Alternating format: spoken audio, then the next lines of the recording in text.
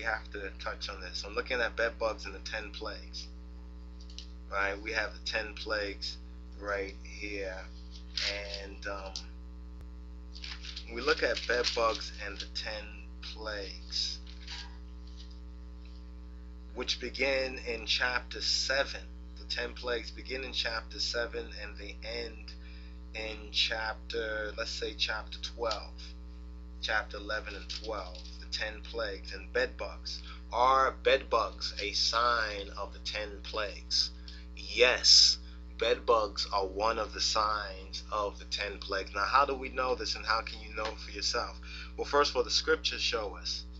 You understand? The scriptures show us, and the study of it will make everything very much more clear. Let's do an overview of the 10 plagues, and then we'll try to focus on bed bugs in its own turn. There's a very interesting scripture. I don't know if you can get this for me. I think it's in Joel. I believe it's Joel.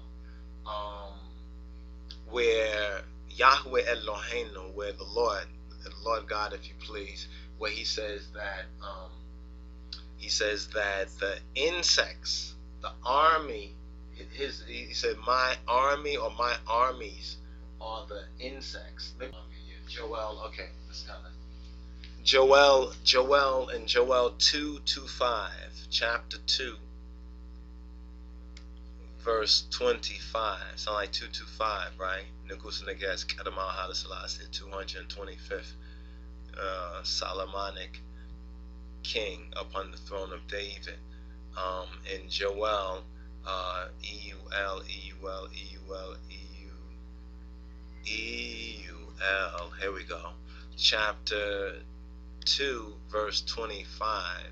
In E-U-L, Joel 2 verse 25, it reads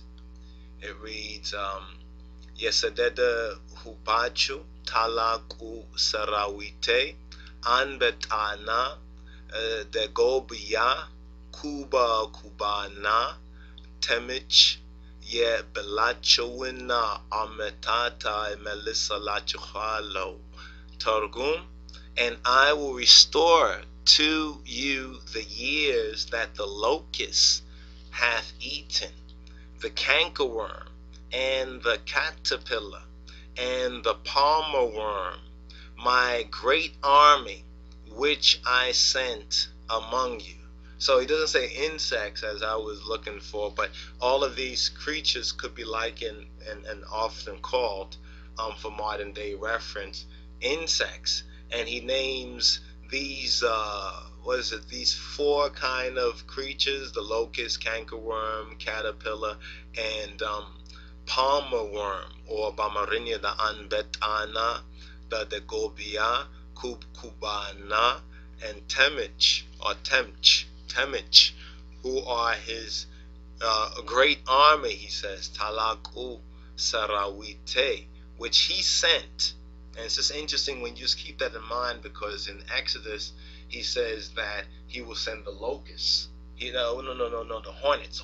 He said you send the hornets among the enemies, among the people on the land that he has allotted to the Beit Israel. Like as they were coming out of their Egypt, and as we come out of this Egypt, there's a land allotted to us. And he says that he will send his hornets that will drive out the people little by little, will displace them little by little, but not all at once, because if they're displaced all at once, the land will be overrun by the other animals and creatures, so forth and so on. So the insects, according to the scriptures, the insects have a very important role to play at many places in God's prophecy. And who would have thought? And in God's word. But as far as the bed bugs is a sign of the latter day 10 plagues. The latter day 10 plagues, or the Sephitoch, that will come upon this spiritual Egypt. The first plague, as we mentioned, from Exodus chapter 7 to Exodus chapter 11 and 12, if you want to go over each of these 10 plagues in more details, you'll find it there in the book of Exodus. The first one is water being turned to blood. Water being turned to blood in Exodus chapter 7, verses 14 to 25.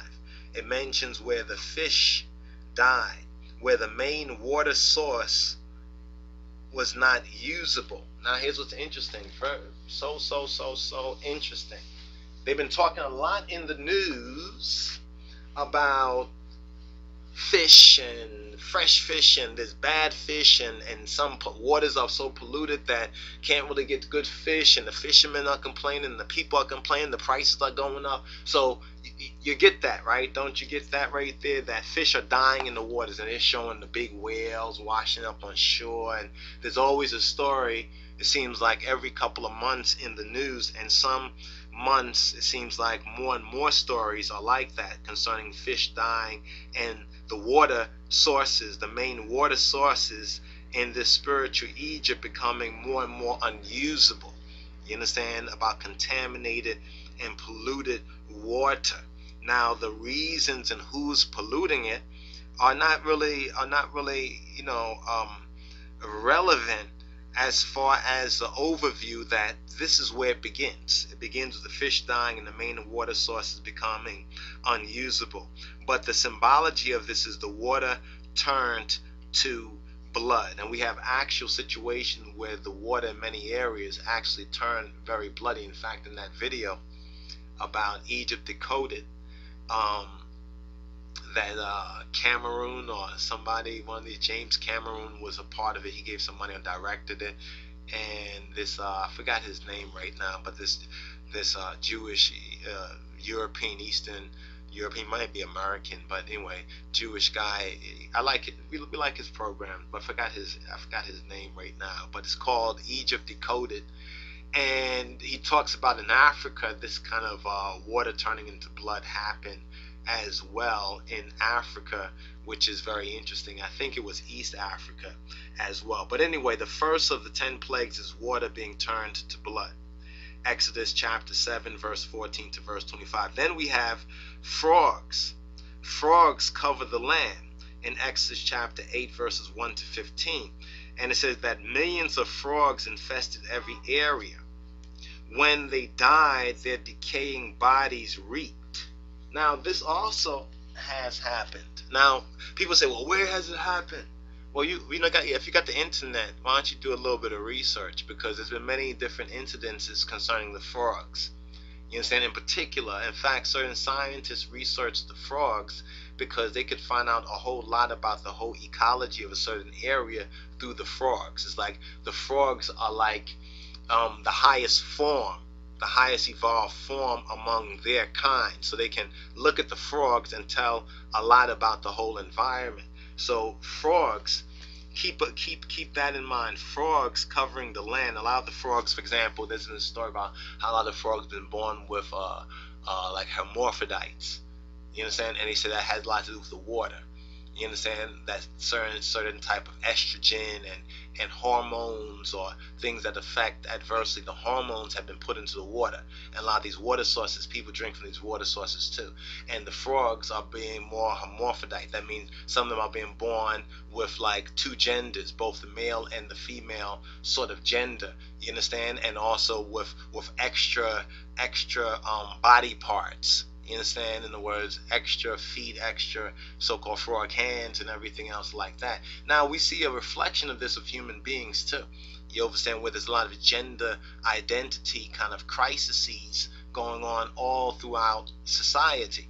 You understand? A lot of gender bending, gender mix-ups, and a lot of it is beyond just somebody waking up and saying, I don't feel like I'm in the right body. So they might not be, because they might be drinking some water, you understand, that has been poisoned or contaminated. A lot of other kind of illnesses come through that as well. But that is Exodus chapter 8 verse 1 to 15. So we have water turned to blood, fish dying, water sources unusable, frogs covering the land, their dead bodies reeking and infesting. You understand? Every area. Now the frogs, also another thing too that the Holy Spirit just showed me is that frogs over there in the east would be like rats and mice over here in the west. Just make a note of that. We'll go into some detail. So our frogs would be our frogs over here will be rats. because you have certain areas of the land where they do have these problems with frogs, and people in the cities will say, I don't see no frogs around here. Well, that'll be your mice infestations. Now is it becoming a little more clear and a little more real? The mice infestations, you understand, and rats as big as a cat. As I don't want to go on into that, but anyway, that's the second plague, the second of the 10 plagues. Thirdly is lice or the gnats. Lice or the gnats. And here's what's very interesting, because the lice and the gnats now seem to match what we have in the bed bugs. The bed bugs infestation. Because they say lice or gnats. The word kind of in the Hebrew lends certain translators to edge on both of those. It could be lice in one sense. It could be gnats. We already know there's a lot of people who have these lice, head lice, so forth and so on. And then you know, like the bed bugs, so people sleep in bed and they get these head lice. Could the bed bugs be biting their heads and sucking out blood? And could that cause now another kind of a creature? You know what I mean? Another kind of a creature to live. You know how there's a whole ecology that we haven't been taught about and we understand little of. But Exodus chapter 8 verses 16 to 19, the third of the 10 plagues speak about lice or gnats, and we say this is the one that comes to the bed bugs. This is the one that now matches bed bugs. Although the insect type is uncertain, they say, from the Hebrew, the best of the translators, the best of the Hebraicists basically say that the insect type is uncertain. They said it would have caused extreme discomfort for all living creatures. Isn't this very interesting? Because it seems like the bed bugs cause extreme discomfort for all kinds of people. It's like every kind of people. There's not no. You don't find nobody says, well, I shouldn't say this because you have some crazy kooks will get up there and actually, you know, prove us wrong just by being so crazy. But you don't find too many people that have like bed bugs as pets. These are my pets, my pet bed bugs. Except on Dr. Oz, he did some crazy stuff like that, where one guy just put his hand in there and said, they're harmless, it's okay, you know. But so the insect type, they say, the insect type, in other words, exactly what type of insect are they speaking of? They're uncertain about it, but they said it would have caused extreme discomfort for all living creatures. Now, if it's not really gnats, it's not really lice, it could be gnats, it could be lice, we say it's bed bugs. People say, no, it couldn't be bed bugs. It didn't say that the Egyptians had bed bugs. That was one of the plagues. Why? Because it seems too close to home now. It seems as though so-called, they call us Bible addicted. Some of the scoffers and the mockers, they say we're Bible addicted. No, it's not really Bible addicted. You know, when you find something is correct, you stick with it. You know, if you find it's incorrect, well, I guess you got to stick with something else. You understand? But like they say, whatever works for you. You know, for many of us, the Met Afkadu, so the Holy Scriptures, hey, it works for us, and we can pick sense out of nonsense. For some of you all just think that this book is just full of nonsense, but for us, we pick sense out of nonsense, and to be forewarned is to be forearmed.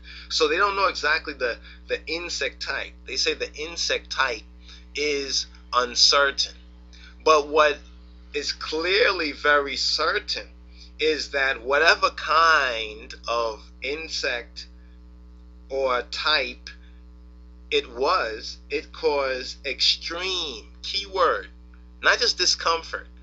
You see what I'm saying? Like roaches, as they say, roaches cause discomfort. You understand? But roaches generally don't cause extreme discomfort. I know that some of y'all are crazy, so excuse me. For some of y'all, I guess everything causes extreme discomfort. You understand? Y'all are Cinderella, Snow White. You understand? But this causes extreme discomfort for all living creatures.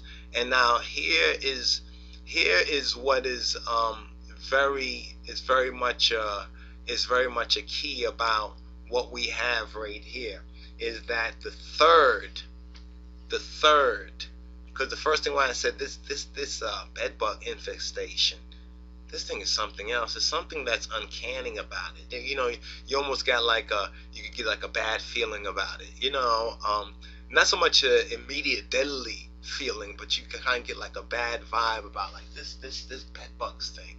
You know what I mean? Even when I first heard it, you understand? Actually, you know, people say, "Do you have bed bugs? Do you have bed?" And now here's what's so interesting about it. People are trying now to blame other people. They're trying to find a blame. They're trying to say, "You brought bed bugs to me." Yeah, the person could catch bed bugs from anywhere, especially since it's found in so many places now. But here's what the important overstanding is that it's one of the 10 spiritual plagues of spiritual Egypt, as there were 10 plagues of the Old Testament Egypt. These now are the plagues. It says the first shall be last, right? That these are now the plagues of the spiritual Egypt. And speaking of the so-called white Western world and the Anglo-American, you know, countries. You understand, the Anglo-American, especially over here in the Americas. So the third would be the lice, the gnats, and specifically the bed bugs. So bed bugs are one of those plagues that are causing extreme discomfort. Now, what the media is trying to tell us is that it's not so bad. You can hire somebody and fumigate your house. But what they don't let you know is that, you know, and this is what's already been known, that a lot of these chemicals that they're fumigating people's house with have also caused a lot of cancers and other stuff too. So people say, well, you're between a rock and a hard place, what you do? The first thing you need to do is to be wise and try to get informed. You understand? To be forewarned is to be forearmed. You understand? Certain things, certain situations, you can't just rush out and just do anything about it. Otherwise, you go from, as they say, bad to worse. So the third of the 10 is these bed bugs, right? We define this in our present situation and reality in our day as being the sign of the bed bugs. You understand? Now what comes next is interesting. Next after bed bugs came swarm of flies. And we'll go through this in another lesson, Bamarinya, in the Amharic as well. But we just want to go from low degrees to high degrees. Now, swarm of flies, Exodus chapter 8, verse 22 to 32. It says, the buzzing and the biting of flies bring both discomfort and dis-ease. Now, here's what's very interesting, because you have to understand how each one of these plagues, and that's why that movie or that documentary, Exodus Decoded, even though certain things with the timeline, there's a chronology. The chronology, let me get this. The chronology of the Exodus has long been disputed and has often been put into a lot of doubt, disputation, and question. You understand? So some people would ask us, so what time was the Exodus, and the time of the Exodus, and there's a lot of doubt about when the Exodus really happened. Some say, did the Exodus ever really happen? And those are related debates that we can get into in their own turn, both the chronology of the Exodus as well as whether the Exodus ever really did happen. You understand? Whether it's relevant for us as once lost but now found Beta Israel. I'll just answer it very simply. Yes, it's very relevant for us. You understand? It's very relevant for us. Much we can learn from that. Did the Exodus ever happen? Yes, the Exodus did happen. Is the chronology that they give us wrong? Definitely. It's that bad chronology that really has thrown off much concerning a proper interpretation, an applicable interpretation of the Exodus. So a lot of this we've received through whitewash, white supremacy, white people's interpretation of Christianity, which in some ways was very academic, was very studied and researched. On some levels, much we can learn and glean from it. But then on other levels, due to their psychopathic, you understand, racism, has really kind of obfuscated other finer points of the law. Like Christ said, this you should have done without leaving the other portion undone.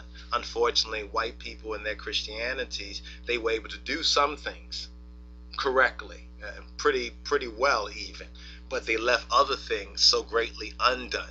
So it basically needs to be reformed and reworked. But here we have the Asaru Mek Sefetoch, and when going through them according to Marinya, them is the first blood. Then we have the Guaguina Charochu, which secondly would be the frogs or frog-like creatures. Then thirdly we have the Kemal, which would be like lice, a form of lice. But we have to remember how the Ethiopic names for them, though for some Ethiopians they may be precisely this or that thing from their own knowledge base. You understand? We also have to understand the wider range. We may be talking about a certain species type. When people ask, how was Noah able to have all the animals in the ark? Because when you understand something called species type, and how species types do evolve within a certain range. Like we have the cat type. You know, some people say the Bible's not real because cats are not in the Bible. What you mean cats? Lions are there. Tigers are there. This is all part of the cat family. If you understand the language, the original language, you will see that it's all pointing to a certain type. You understand? So when they looked at a cat, if you go back to ancient Egypt, when we look at Pasht or Basht or Boshet, you understand, depends on the interpretation. Pasht or Pusht, which was the cat, or Mew, which was the sound of the cat. When you look at the cat type, and then you compare it with the solar type, which was the God, the Father type, the male type, and you compare it with the lion type, you begin to see that in their mythology, for lack of a better word, or spirituality, or their parabolic logic, all of these things, they could say cat and they still are speaking about sometime maybe the female form of the male lion or of the male when they say cat. So you have to understand the balance in the language was talking about a certain type. So just like with Noah's Ark, it's very possible, you understand, and even scientifically provable how he could have preserved the animals based on certain root types, and how the animals which we have all over the world, you understand, seeing there has not been a recordable flood to destroy all life in the past 7,000 or so years, you understand, could have occurred. In fact, what's his name, Walter Viet, Christian minister, preacher, teacher, prophecy, I think either he's on the Prophecy Club a couple of times, but Walter Viet, some of his documentaries, he did one documentary on evolution, you know, and Noah's flood, and he's a scientist. He was secular. He didn't believe in God, or he didn't believe in the Bible and all of that. But then as he began to study it, I guess challenged, he studied it with his scientific knowledge, and he began to find out, you understand, that what the Bible is saying in its encoded way is scientifically accurate, even more accurate than what science has been able to find with their philosophy, but not believing that there is a creator, a blameless creator. But anyway, be that as it may, we have at the fourth one the Zinboch. The Zinboch are the swarm of flies, or fly-like creatures. Now here's the question I'd ask: could mosquitoes also fit into that? You know, I asked, could some people say, no, it's only speaking of flies. Fly, you know what fly is? It's not speaking of no mosquito. No mosquito. You know, like that, so no mosquito. You're not speaking of mosquitoes. It's only speaking of flies. But that's not really accurate spiritually, prophetically, and according to the Metargum. It's also speaking of, you understand? Remember, what are the signs? What do these things do? what does the fourth of the plague do? It buzzes and it bites. And that brings what? That brings discomfort and dis-ease. So it's a transmission of blood. Now what do the bed bugs do too? The bed bugs bite too. Now the scientists are telling us that they're not bringing no disease. The bed bugs just bring a little discomfort, and it's mostly psychological. You understand? But you know, as our brethren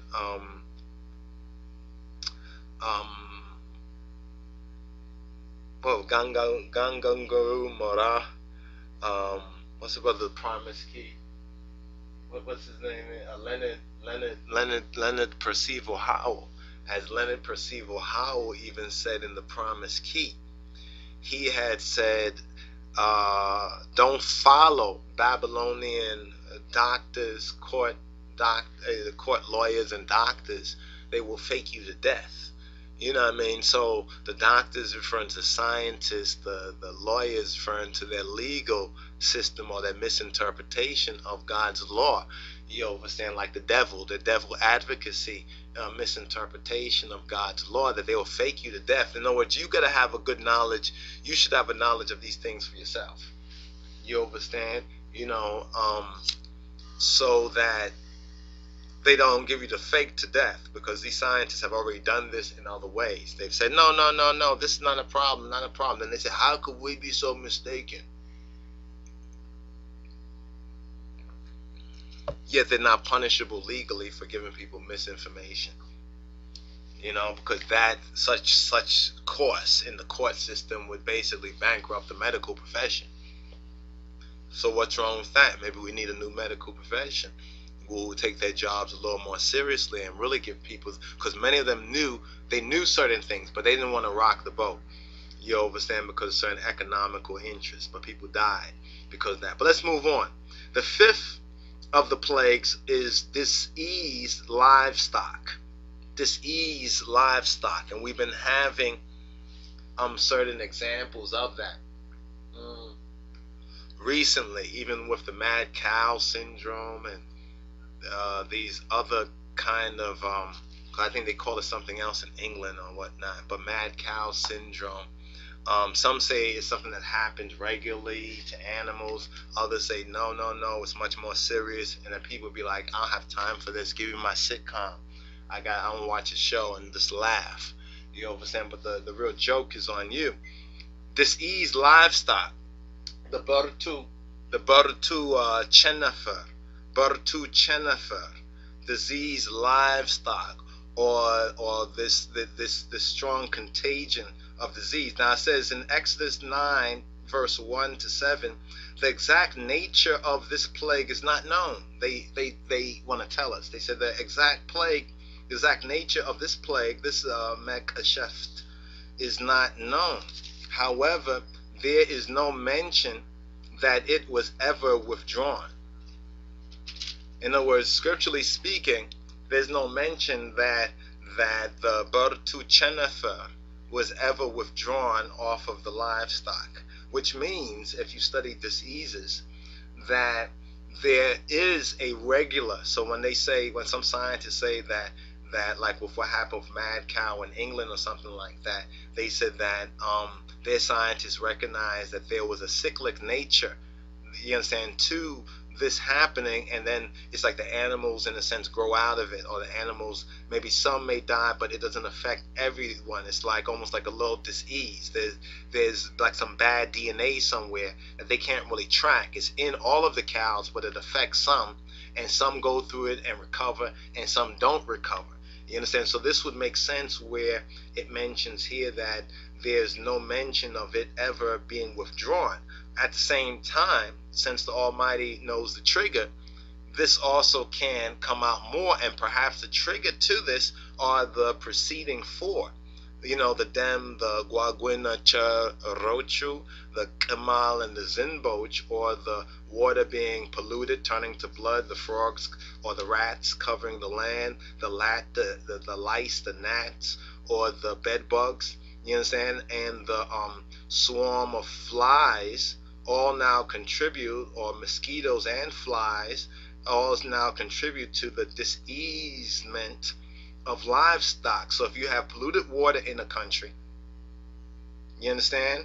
If you have frogs or rats or other kind of hopping, running, rodent type creatures, if you have bed bugs, lice and gnats, you understand, infecting and drawing blood, and then you have the flies and mosquitoes transmitting and cross-contaminating everything, then you're going to have diseased livestock.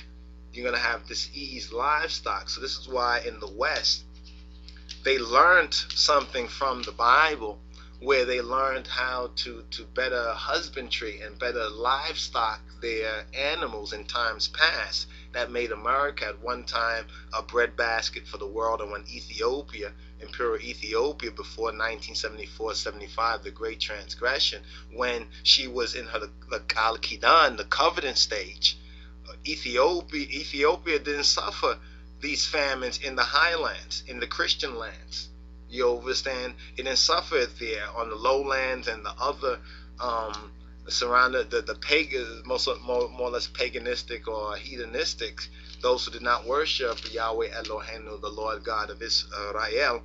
They suffered this more because you begin to learn how to proper husbandry your land. You learn about the importance of cleanliness, of water, of Sabbath, of crop rotation, all of these good things you learn about, and thereby extend the liberty and the life of your nation, of your people. Now, moving on to the sixth one, we have the kusel, the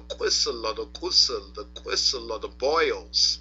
No, not what is her name? Sharon Boyle. You understand? Not that Boyle. You understand? But the boils, right? Exodus chapter 9, verses 8 to 12, where it says, painful kusel or boils afflicted humans and cattle. Now some might call it tumors, growths, other kind of thing.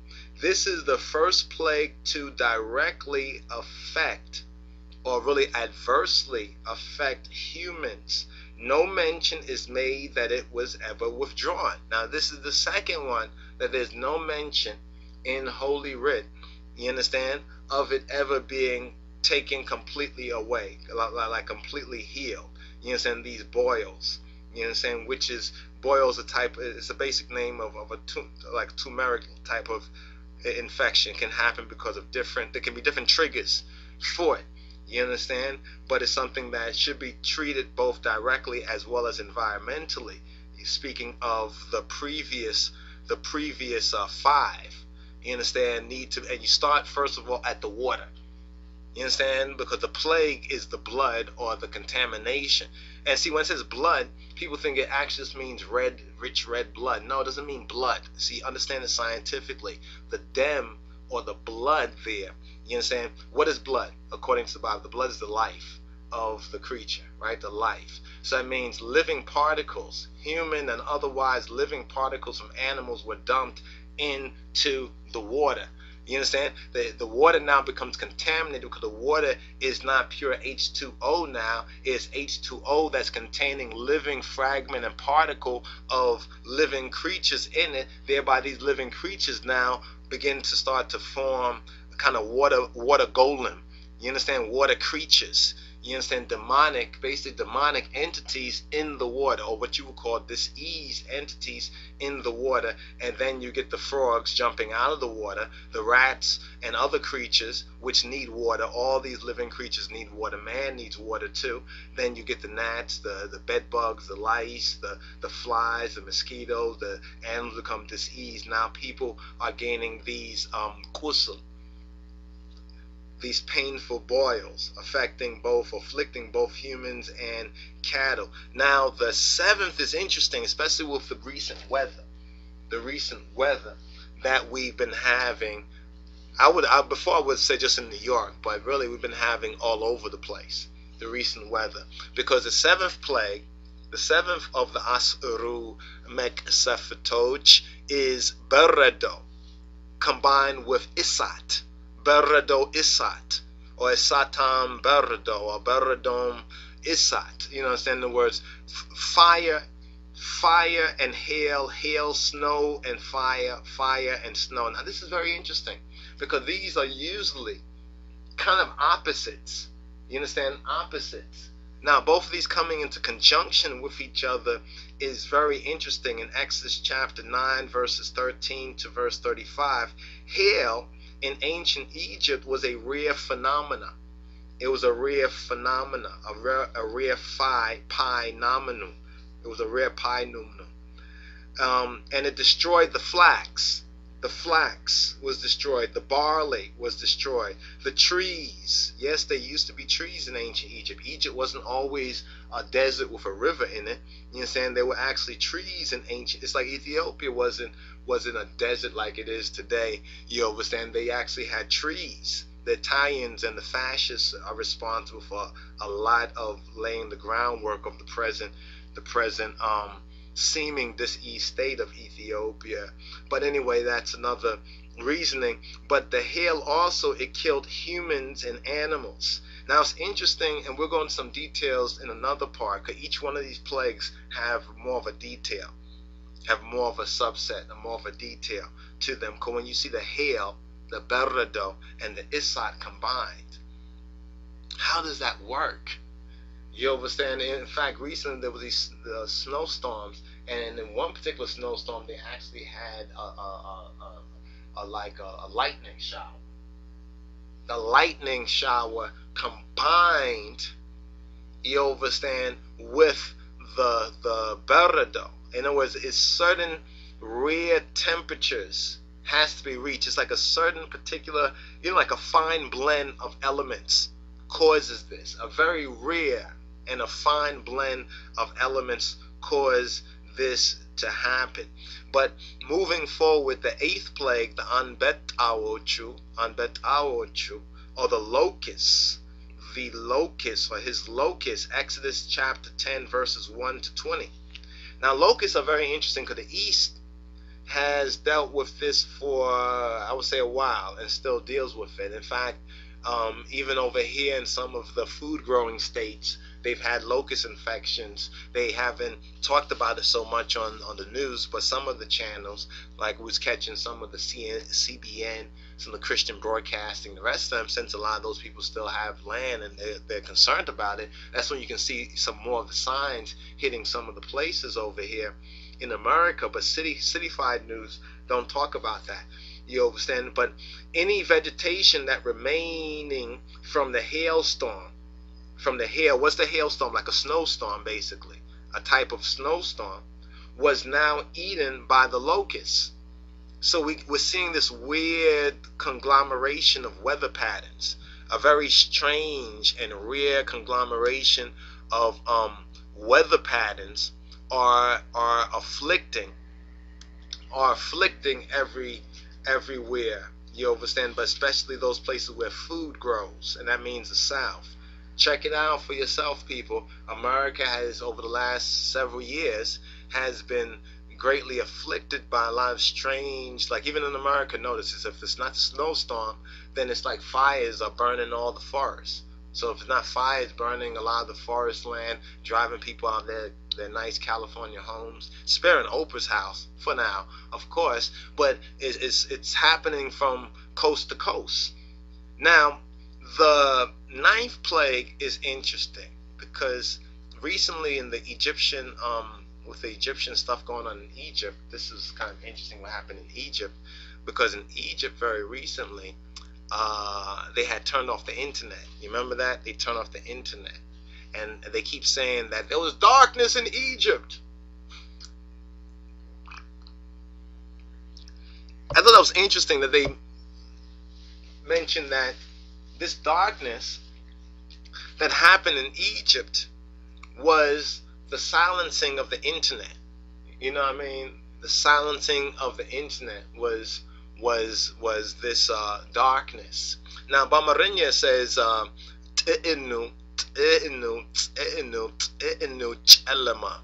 in other words, strong darkness, or a fixed and firm darkness. You understand? Now, Exodus chapter 10 verses 21 to 29 speaks on this, gives more details. This was intense and a terrifying darkness that lasted for 3 days. So it wasn't just a day and a night, but it's a type of a darkness that lasted for 3 days. Now, how could that happen?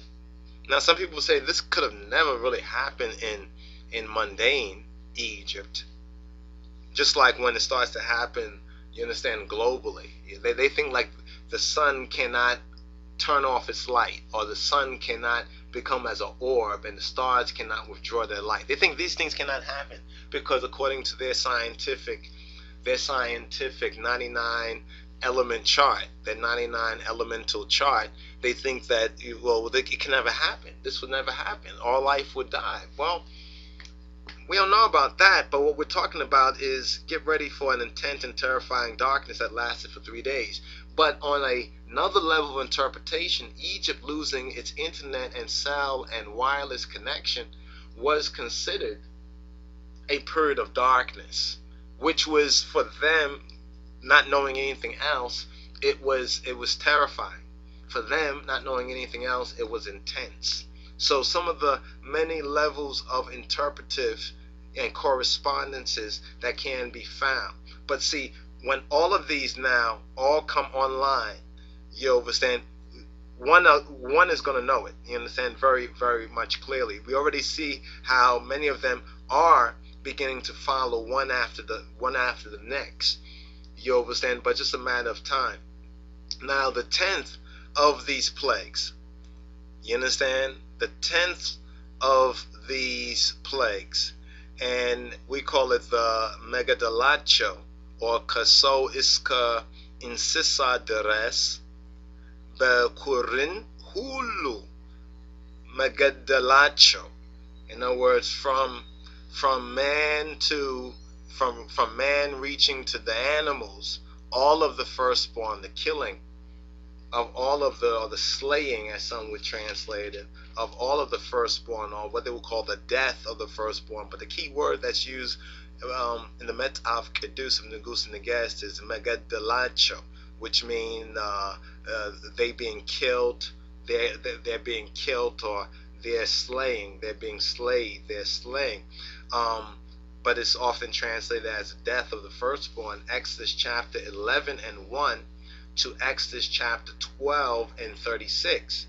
Now, the cause of this selective killing of the firstborn humans and animals is unknown, but the results would have brought personal and financial. Notice that this is Bible study, right? Personal and financial. So money has a lot to do with it, right? Money is there too.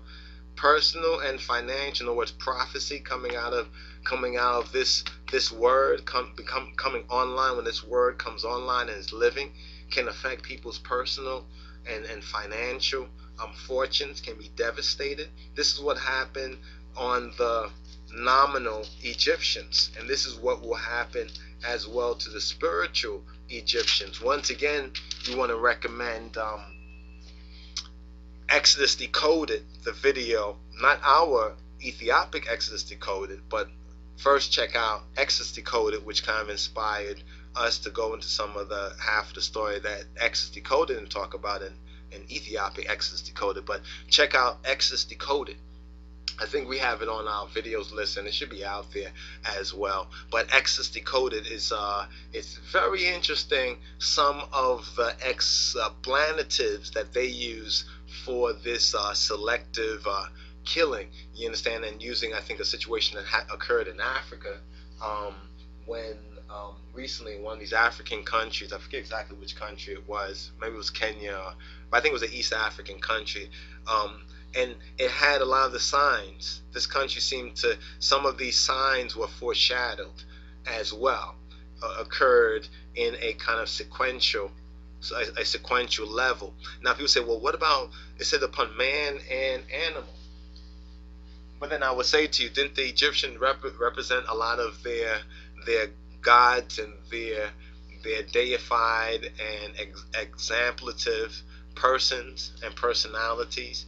as a combination of humans and kind of human type animals, didn't it? Didn't they represent themselves like that? So what would be so hard to really overstand the firstborn among man and animals, since many of the gods and goddesses of Egypt, of ancient Egypt, were used in their cartoon-like representations as human, as well as human-animal or animal-human figures. Now, ancient Egyptian religion, for lack of a better word, or mythos, the Kamite mythology, was very complex, and there were said to be dozens of local and regional gods and goddesses, for lack of a better word, each having a different function. Egypt needed numerous gods, or at least the priesthood developed numerous gods to support their belief, and their belief system and the various belief systems got a god. That everything that occurred was the act of some god or some god attribute, or some attribute of God which they turned into some god. In other words, the priests were very clever for those kind of things. This is why for Israel we were to be a nation of priests. So no God will come along and take some of the attributes of God and then try to make some of the attributes of God into a separate God, and try to maximize the profit for the different priests and the different, the different kind of churches. That's how they do these things, and that's how they continue to do these things even to this present day and time. But when we look at 10 of the top gods of ancient Egypt, and we look at the 10 plagues, we see a lot of correspondences where Yahweh Eloheinu is telling us something, and we'll take that up in the next part of this. Just to review the 10 plagues on Egypt and the 10 plagues on the spiritual Egypt, that the bed bugs and the bed bug infestation is just one major sign, as well as these snowstorms, the fire. And just go over this again and watch and pray and study the Bible, so that you can understand and recognize the truth and the reality of this word and this message, and prepare yourself, your house, and your family for the present time and the time to come. To my brothers, salam laku alaikum, mislam and fasika, salam.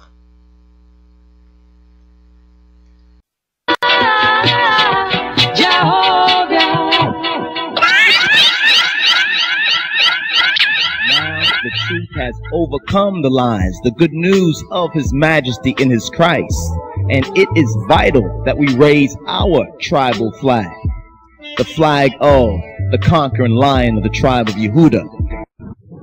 Millions of Christians throughout the world, Your Imperial Majesty, will regard you as the reincarnation of Jesus Christ.